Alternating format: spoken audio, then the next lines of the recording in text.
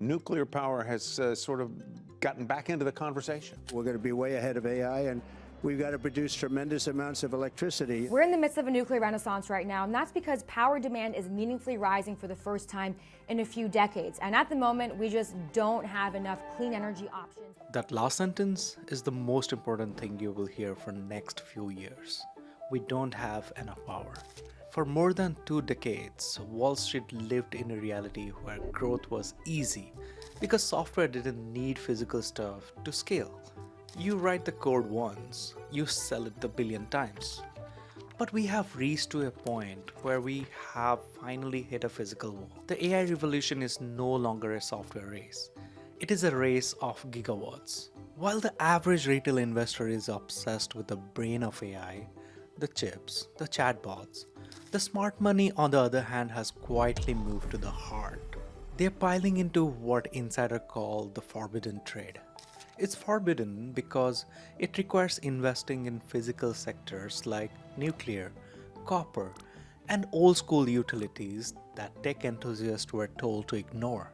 But in 2026, these boring physical assets are the only thing that makes the digital world possible. Why is world's most advanced technology suddenly at the mercy of these 1970s hardware? Before we dive in, I would appreciate if you subscribe so I can bring more of these kind of videos to you. Let's dig in. To understand this, we have to look at the science of failure. In the old world, you searching something on Google was energy efficient, but an ChatGPT query requires huge amount of energy. Every time you interact with a chatbot, it requires roughly 10 times the electricity of a standard Google search. And US power grids is a marvel of engineering, but it was largely built around 1950s and 80s. It was designed to electrify daily appliances, not massive AI cluster that consumes as much power as an entire city. Running AI model on these old infrastructure is like driving your Ferrari on a dirt road. As of today, data centers are on track to consume 10% of entire US power grid. Therefore, the grid isn't just old, it's at capacity. The smart money realized that if you can't power the AI, the software doesn't matter. For decades, utility companies operated under a legacy incentive structure. In most regions, utilities are regulated to prioritize low, stable cost for consumers. While this sounds great, it created what economists call the short-termism.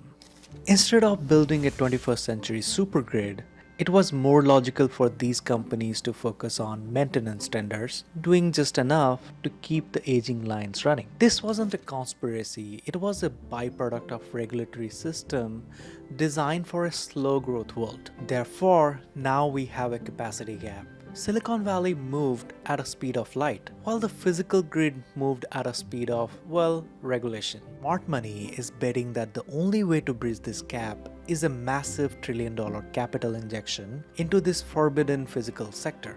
This physicality gap was predicted years ago. In the late 90s, grid experts like Bill Levi's warned that our transition to a digital economy would eventually outpace the base load of our power plants. Levi's was a physicist. He argued that the cloud was a misleading metaphor because it made people forget about the wires and the rocks. He was largely ignored during the tech boom because back then efficiency was still increasing.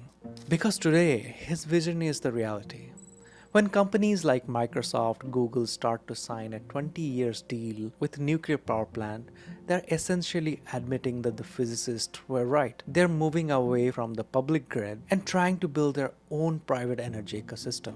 So how do we fix this? We can look at countries like Finland. While US focused on maintaining legacy system, Finland implemented a future-proofing framework. They integrated a high-density nuclear power and advanced copper arrays decades ago.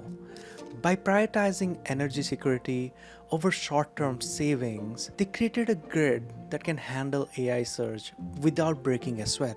And their accountability framework ensures that the power provided are rewarded by capacity, not just maintenance. This is the blueprint the US is now scrambling to follow. So if the smart money has exited the software, the brain, and entered the energy, the heart, where specifically they are going. If you track institutional 13F filing from this quarter, 3 names dominate the forbidden trade for 2026. Vistra, VST, the utility giant that has effectively become a proxy for AI power. It now has over 93% of institutional ownership. Sprott Uranium Miner, URNM, the most direct way to track the nuclear renaissance. As big tech begs for the base load, the miner who own the fuel are the new gatekeepers. BHP, the safe play for copper. You cannot move power without it. And we are currently in a decade-long supply squeeze. The market today is teaching us a very old lesson. The digital world is only strong as the physical one it sits on. The forbidden trade is just a realization that the cloud runs on wires, rocks, and reactors. Hope you enjoyed this video. My name is Sean. If you really liked it, then please press the like button. And if you're really interested in what's coming up next, then please subscribe. Thanks for watching and see you in the next one.